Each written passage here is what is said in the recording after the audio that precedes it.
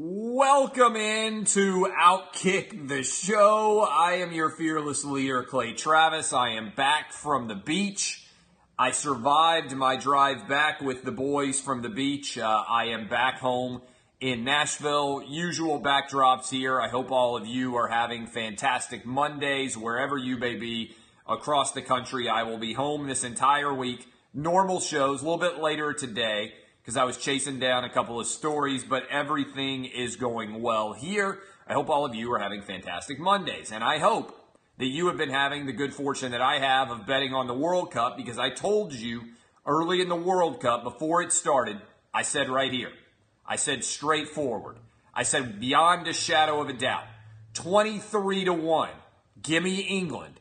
England is now into the Final Four. They are favored to advance, to play against probably France. We'll talk a little bit about the Final Four. But if you are sitting on an England 23-1 ticket, like your boy, if you shopped around at sportsbookreview.com, all you need is a nice win by England over Croatia on Wednesday, and you will be sitting at a 10-1 payday. Got to tell you, listen to the man, get rich. Buy Twitter, get rich. Buy WWE, get rich.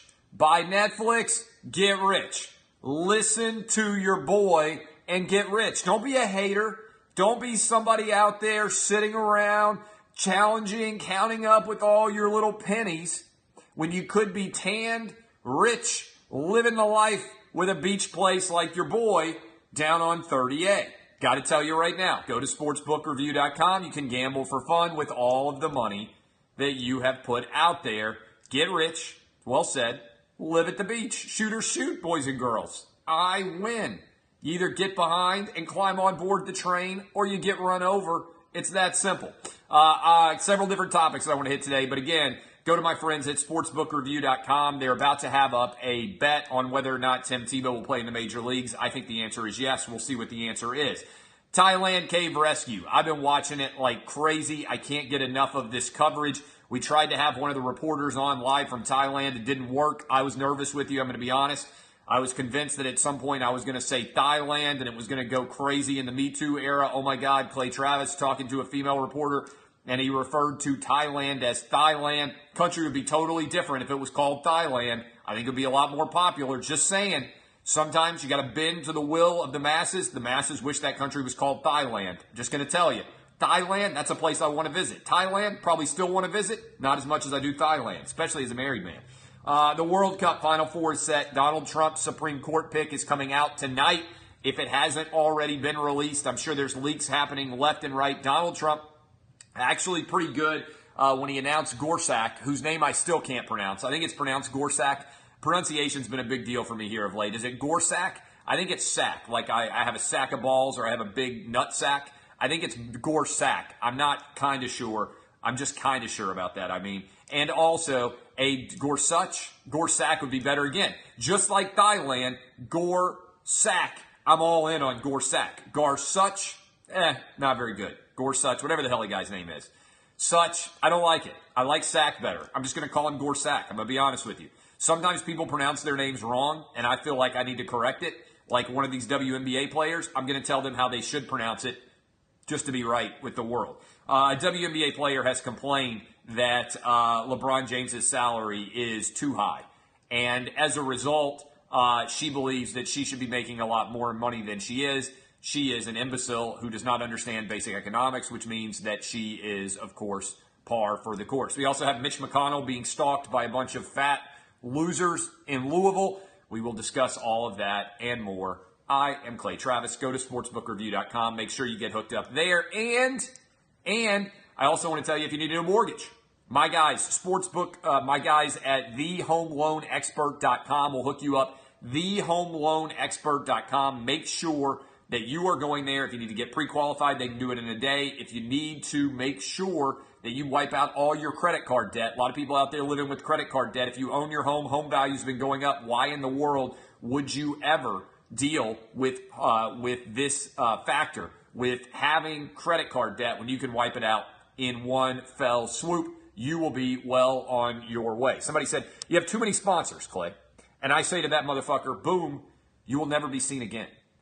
Too many sponsors is an impossibility when you talk for 30 minutes and you give ad reads for at most 1 minute. I have very few rules.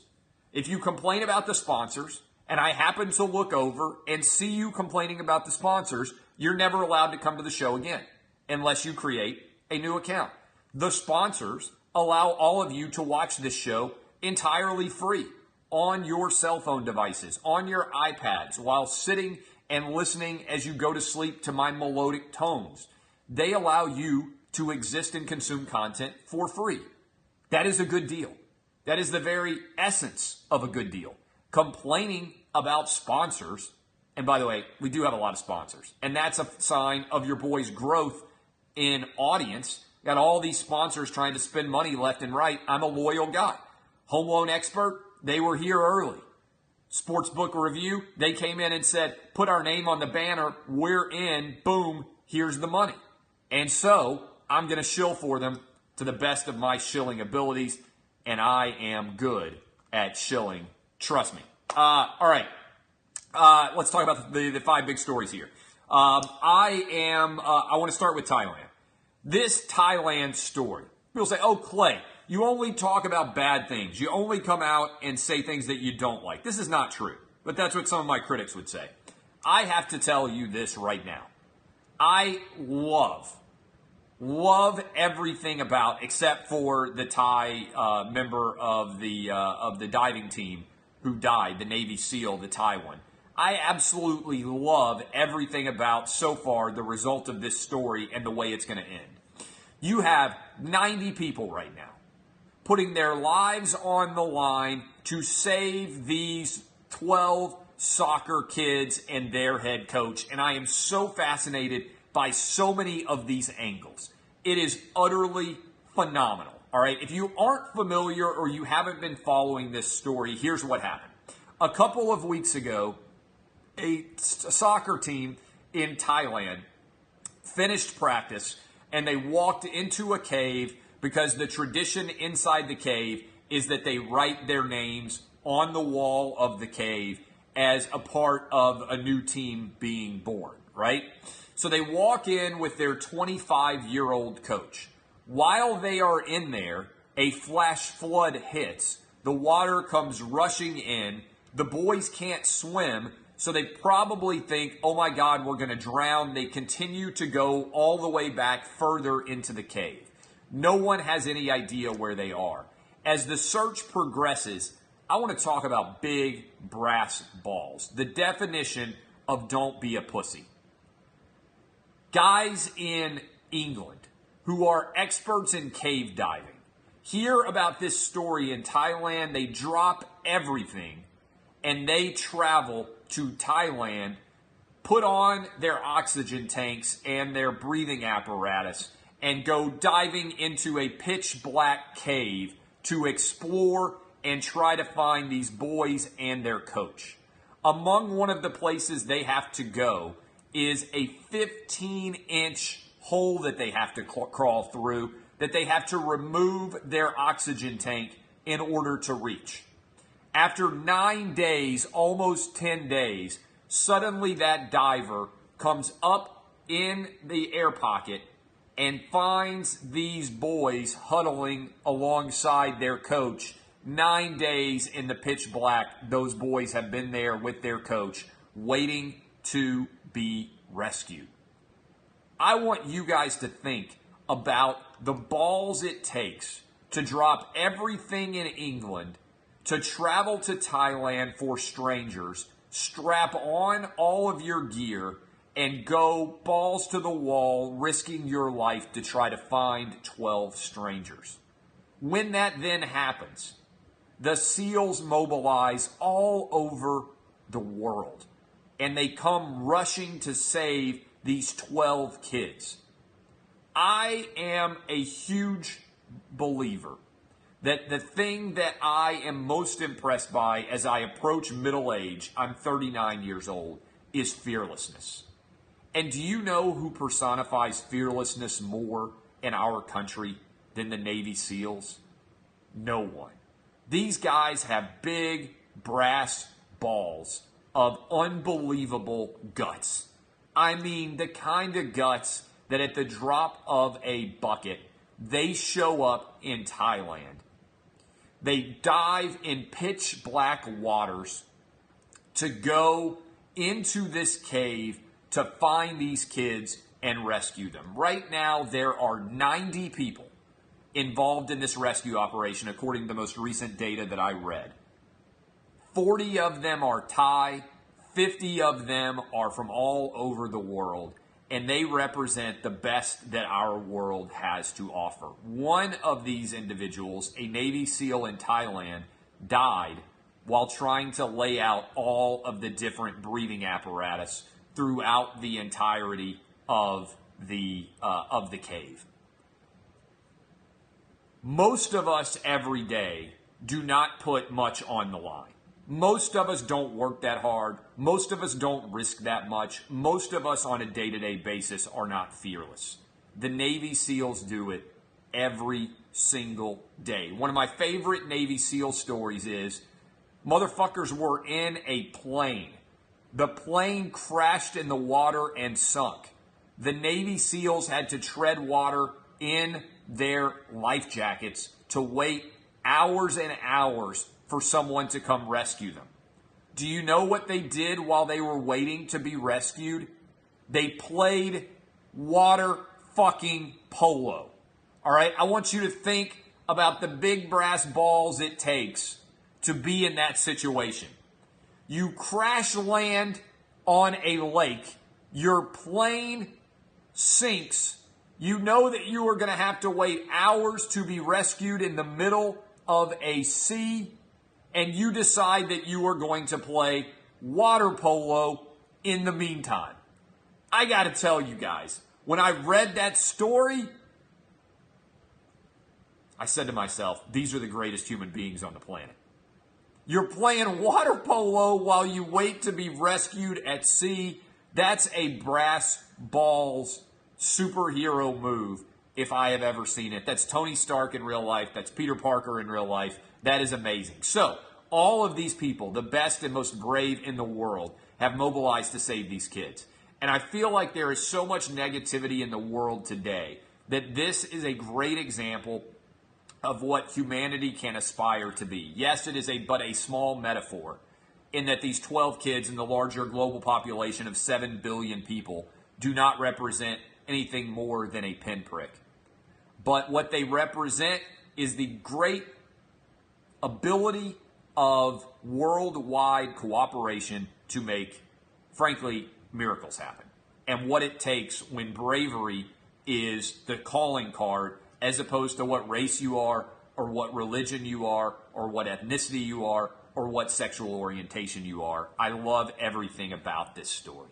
I love everything about it. And I think partly it's because I'm a parent and I can put myself in every different role, except for the Navy SEALs. I'm not brave enough or enough of a badass to do what they're doing. But I can think about what it might be like to be a kid stranded in that cave. Because if you're anything like me, we used to go to Mammoth Cave. That was a field trip we would take when I was in elementary school here in Nashville. They'd load us up on the school buses. We'd drive up to Mammoth Cave, and I've taken my kids there since. And during that tour, at one point, they turned the lights off there. And they say, you want to know what pitch black is? The lights are off. You can't even see your hand. You cannot even see your hand in that cave. That's how dark it is. Imagine being there for 9 days. I can imagine what those boys must have felt like just based on that limited amount of experience in Mammoth Cave. I can well imagine what it's like to be a 25-year-old coach who suddenly thinks that he's just going to coach soccer for a couple of hours. Next thing you know, as a guy who's coached Little League Baseball and Little League Basketball, next thing you know, you are stuck there with 10 to 14-year-olds, and you are the only adult, and everyone looks to you to be the savior, and you are only 25 years old. I think about that because I was representing murder victims. I was representing a lot of people, as in criminal law and everything else as a 25-year-old lawyer. And as a 25-year-old lawyer, everything is happening so quickly, your head feels like it's spinning on a swivel. I can certainly imagine what it would have been like to be 25 and have responsibility for all those kids in that situation. I can certainly think about what it would have felt like to be one of the parents in this situation, where your kids are missing. You don't know what's happened to them. You know that a flash flood has hit in the cave, and for days you sit outside the mouth of that cave waiting to get information about what has happened to your boys. I have 3 of them, okay? I've got a 10-year-old, a 7-year-old, and a 3-year-old. I cannot imagine the stress that those parents went through, and grandparents and everybody else who cares deeply about those boys. I cannot imagine what they felt like when they were in that situation, waiting day after day after day for news. So the update so far, unless it's changed, 8 of those boys have been brought out. 4 remain in the cave along with their coach. 8 of the 13 have now been rescued. 4 lives of the boys still in the caves, and 1 of the coach. I love everything about this story. We tried to get a reporter from Thailand on, and I think that we'll be able to do it hopefully tomorrow. But if you're not following this story, I think it is one that speaks to the very best of the human spirit, of the human condition, and to what we can achieve when all we focus on is big brass balls of fearlessness. My hats are off to the Navy SEALs. My hats are off to everybody who has risked their life to try to save these boys and their coach. I love everything about this story. The World Cup. Let me give you a couple of gambling tips. France is going to win, and England is going to win. France versus England. If you took my boys, the British, at 23-1, then you will be able to dive right in. 10-1 payout just by hedging in this France versus England game. I think England gets past Croatia, and I think France gets past Belgium, and I think France will probably end up winning this thing. Mbappe is going to be fun to watch. So is my boy Harry Kane. I am all in on the World Cup. Couple of interesting factoids about the World Cup. The Croatia-Russia game is the most watched Elite 8 game in the history of World Cup on television in America. That's a pretty big deal. I don't think it's gotten as much attention as it has deserved. Croatia versus Russia, most watched Elite 8 game of all time. I watched the first half of that game, and then I listened to the second half driving back from the beach. And I said this on the radio show early this morning, but I was ready to strangle the Fox Sports Radio people, because the moment that Russia scored to equalize in extra time, 2-2, they flipped from the regular Fox Sports Radio broadcast of the game to the standard nationwide Fox Sports Radio broadcast of people talking, and I almost lost my mind. I was in disbelief. I couldn't comprehend it. We had a near uproar in my car. My wife thought I was going to lose it. I was like, who do I call? I work at Fox Sports Radio. They got it fixed pretty quickly. It was phenomenal, and more props in general for that game. A couple of factoids out there for people who are like still anti-soccer guy. More people watched the Sweet 16 in the World Cup, even without America involved, than watched the Sweet 16 of the NCAA tournament. That's pretty amazing. More people watched in America the Elite 8 of the World Cup in both English and Spanish than watched the NBA Final 8 in the playoffs. Soccer is here to stay. If you're an anti-soccer guy, more power to you. You don't have to like anything that I like. I like soccer. I like every sport. Just pretty much every sport I enjoy. Golf, tennis. Like, I'm trying to think of a sport that I don't enjoy. I don't really enjoy the WNBA. I don't really enjoy... That's pretty much it. I like everything on television, all right? That's pretty much it. I like soccer. I like golf. I like baseball. I like football. I like basketball. I like it all, okay? But not a big WNBA guy. I even like wrestling. I'm not a NASCAR guy. Yeah, that's fair. I don't care. I'm not a car guy. Just bought a new car, not a huge car guy. Did buy a brand new badass, most ridiculous Land Rover on the lot. You might see your boy driving around the Nashville area in a car that first time ever just literally makes panties drop. So if I were a single guy if I were a single guy in this new car that I got, I would just drive through the hottest areas to go out in Nashville and just valet every 30 minutes until a girl climbed in the car to go home and have sex with me. That's how good this car is. I mean, it's a really ridiculous car. Blacked out wheels, white Land Rover, phenomenal. I mean, it looks ridiculous. It's about as high end of a car you could have without people thinking you're having a midlife crisis. I didn't want to get the Porsche. I didn't want to get the, kind of like fancy sports car. It would be too much of a cliche. So I went with the Land Rover, and it's a ridiculous vehicle. I mean, just an utterly ridiculous vehicle. So, well, I don't even know how I got onto this topic. I was talking about ways to spend money, I think. It's phenomenal. Yes. All right. Trump Supreme Court pick. These are the latest numbers that just came out. I'm going to watch tonight. I think Donald Trump can put on a show. If you question Donald Trump's ability to put on a show, you can question a lot about Donald Trump. You cannot question Donald Trump's ability to absolutely put on a show. These are the latest odds that came out like 10 minutes before I started this show. Hardiman, who I believe is the Third Circuit justice who sits alongside of Donald Trump's sister, who is also on the Third Circuit. Hardiman is now minus 150. So Hardiman, I believe, is a Michigan guy who is a hunter and a fisherman. He put himself through college partly by driving a taxi cab. He is now minus 150 to replace Justice Anthony Kennedy. Kavanaugh is plus 120. He's who I said I would probably make my pick yesterday when they were 3-1. Those two are by far the most likely, according to the latest Trump Supreme Court odds, to be out. Third, Amy Barrett. I think that she is going to be the replacement one day for Ruth Bader Ginsburg. I think she's being saved in the event Trump gets the opportunity to replace Ruth Bader Ginsburg as well. Then we have Kethledge at 15-1, and then it drops off presumably in a massive direction after that. So those are all of the nominees. Hardiman, again, the favorite. Kavanaugh, who was my guy, who I thought would get it. Barrett, who I think will one day, if he gets the opportunity, be used to replace Ruth Bader Ginsburg by Donald Trump. And Kethledge at 15-1. All right. Those are the four finalists being announced tonight at 9 o'clock Eastern. Donald Trump going to officially announce his pick. All right, there's a couple of other things that I think are okay. What do I think about that? I think that Kethledge and Kavanaugh will both. I think that Hardiman and Kavanaugh will both be relatively easy to get approval. I think that Barrett would be a brawl, but I think it's a brawl that Donald Trump would welcome because she throws the identity politics on its head.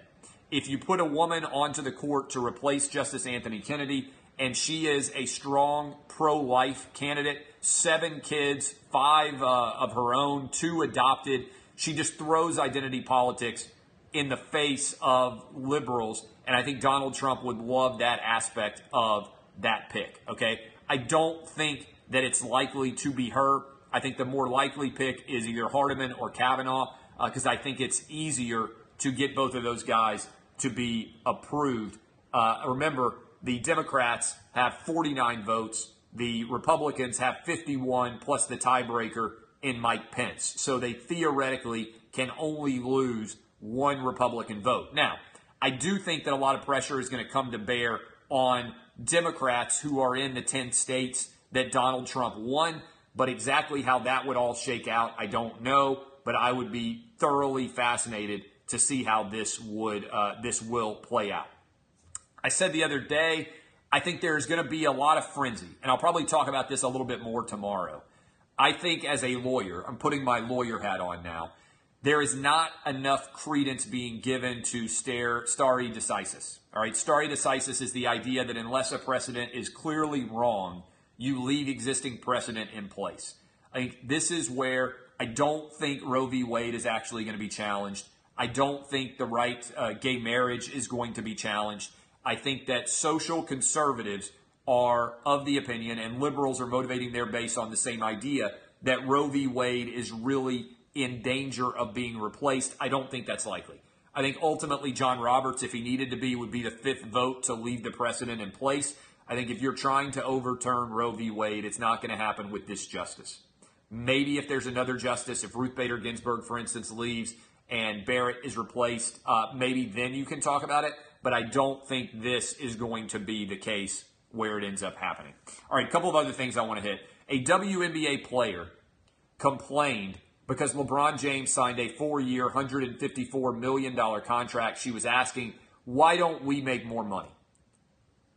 The answer is because without NBA support, nobody would watch the WNBA. Okay? The only reason the WNBA exists and gets $25 million for its television product is because the NBA has decided that the WNBA should exist. Okay? I'm telling you this right now. Look squarely at my face if you were watching live on Facebook and Periscope. Nobody cares about the WNBA. So if you are complaining because you aren't being paid enough money, the NBA brings in $7.4 billion. There are 12 WNBA teams, and for television, they get $25 million. And the only reason they get that is because the NBA gives it to them. 6 of the WNBA teams lose money. It's not just about revenue. I could take Outkick to $1 billion in revenue if I was going to pass back out $1.2 billion. If I wanted to lose $200 million a year, I could do $1 billion a year in revenue at Outkick. Revenue is great if it's growing and if it makes sense, but basic economics teach you that the only way you are able to make money in the long run is by being a profitable business. This is why I am a capitalist.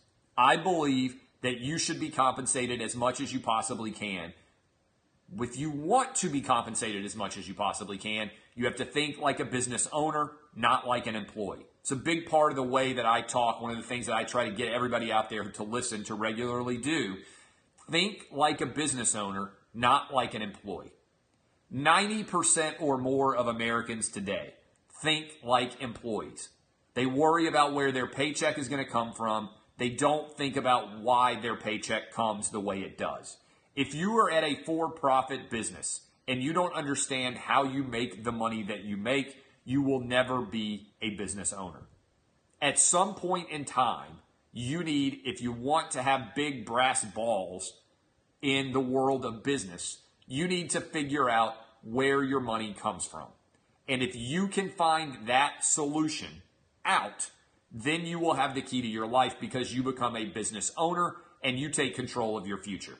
Instead of somebody else having control of your future, you will do this. Look, I would like to say that I was smart and that I recognized this at 25 years old. I didn't really.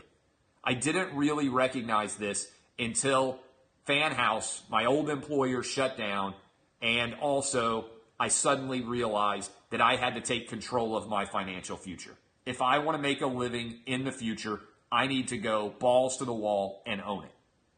And so I own a lot. I own a part of everything that I do. I own all of this show. People are like, oh, Clay Travis just talks on Periscope and Facebook. Yeah, I own 100% of it. That's a big deal. It means I can make a lot of money. My cost structure is low, and I got a lot of people who want to advertise with me on this show. All right, that's a good sign. I own 100% of Outkick. I own a portion of my radio show. I own podcasts. Lots of different places that I can get paid now. Okay? Take control of your future. Be in control as a business person. That's why the WNBA players don't make any money. They don't make any money because ultimately they are trying to think like employees. And they're thinking, why am I not making more money than I am? The answer is because people don't care about your talent. It's great if you have a talent.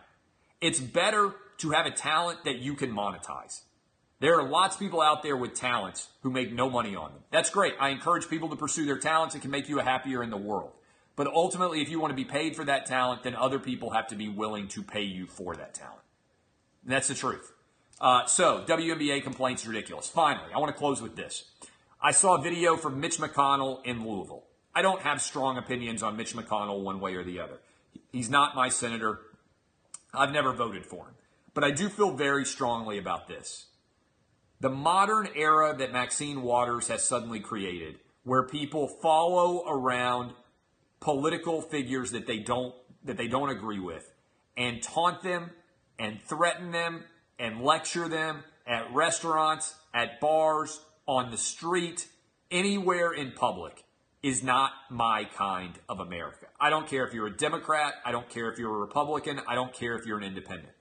If you disagree with someone's politics, beat them in an election. That goes no matter who you are. If you don't like Mitch McConnell, then work to ensure that he doesn't get elected again. If you don't like Donald Trump, work to ensure that he doesn't get elected again. If you don't like Sarah Huckabee Sanders, work to ensure that she is not continuing as White House press secretary for years to come if Donald Trump gets reelected in 2020. Beat your opponents in the ballot box. Beat them fair and square on the marketplace of ideas. Put forward a better argument than they do. You're not going to beat Donald Trump by confronting people who are Republicans in the street and berating them. You turn off all independent voters. I did not vote for Donald Trump in 2016. I voted for Gary Johnson, the Libertarian candidate. The way that I'm seeing the Democrats behave right now makes me inclined to vote for Donald Trump in 2020. Trump is far from perfect. But if the Democrats are going to follow the lead of people like Maxine Waters, I'm not going to support that lead. I'm going to vote for Donald Trump.